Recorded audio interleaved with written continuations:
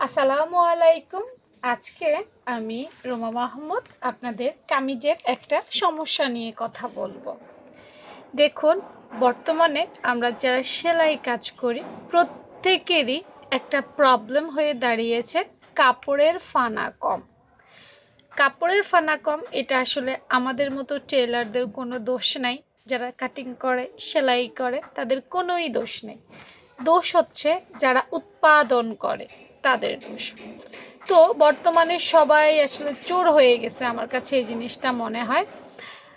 আর সেলাই কাজটা একটা চ্যালেঞ্জিং হয়ে গেছে।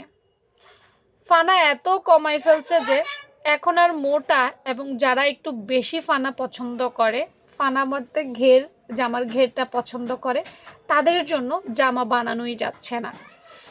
এখন আমরা সেলাই কাজ করি, আমরা বুঝি একটা কাপড়ের ফানা বা বহর কতটা গুরুত্বপূর্ণ।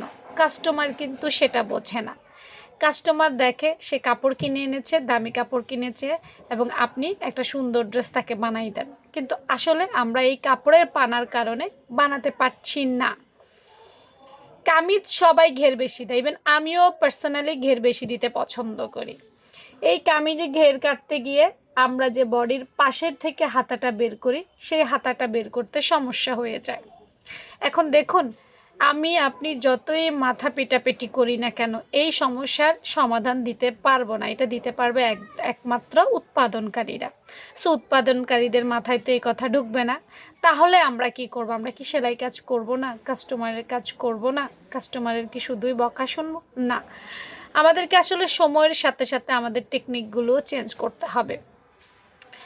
একটা জামার সৌন্দর্য হচ্ছে ঘের। আমি সবসময় একটা কথা বলবো, প্রয়োজনে কাস্টমারকে বোঝাবেন যে আপনার ঘের যদি আমি ঠিক রাখি তাহলে আমার হাতা ছোট হয়ে যাবে বা হাতা জোড়া পড়বে। এই জিনিসটা তাকে বোঝাবেন, কিন্তু জামার ঘের কখনোই কাউকে কমিয়ে দিবেন না। কারণ একটা মানুষ হাতায় কতটা জোড়া পড়লো, হাতা কি হলো, সেটা খেয়াল করবে না। কিন্তু যখনই আপনি জামার ঘেরটা কমাই দিবেন তাকে হাতার কাপড়টা বাঁচানোর জন্য, তখনই আপনার যে শৈল্পিক বা আপনার সেলাইয়ের যে মাধুর্যটা, সেটা নষ্ট হয়ে যাবে, আপনার বদনাম হয়ে যাবে।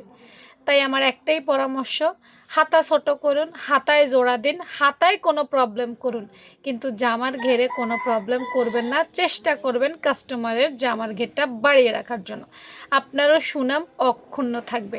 না হয় অন্য কেউ যদি দেখে যে এটা কী বানাইছে, এত কম ঘের দিল কেন, এত চিপা দেখা গেল কেন, আপনার কিন্তু একটা বদনাম হয়েই যাবে। ঠিক আছে? কারণ আমরা চোখ দিয়ে যেটা দেখি সেটাই বেশি বিশ্বাস করি। এবার কার দোষ সেটা কিন্তু কেউই দেখবে না। আল্লাহ হাফেজ।